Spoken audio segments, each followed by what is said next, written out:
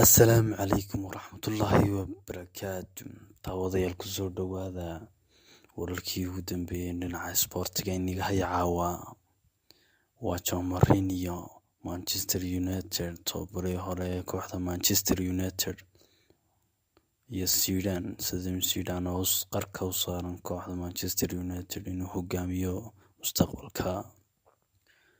Jose Mourinho oo xilka laga qaaday maanta oo Talaada. Ku soo dhowaada mowduucan oo kooban.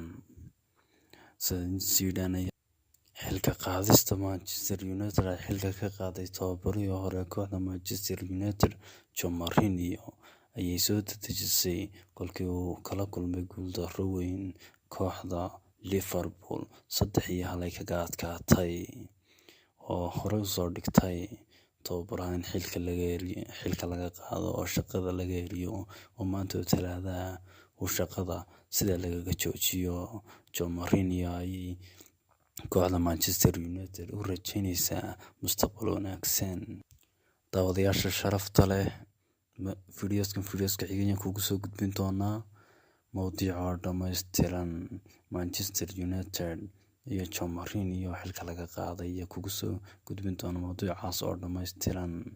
Bilis haddana subscribe saarin channelkan, subscribe hadda saar, lana wadaag asxaabtaada, kuna share gale baraha bulshada mid kasta. Waa naga intaasi, iyo fiidiyoska dambena la soco, gambaleelkana furo si aad u noqoto qofka ugu horeeya daawada fiidiyos walba oo soo tuurno. Assalaamu calaykum waraxmatullah.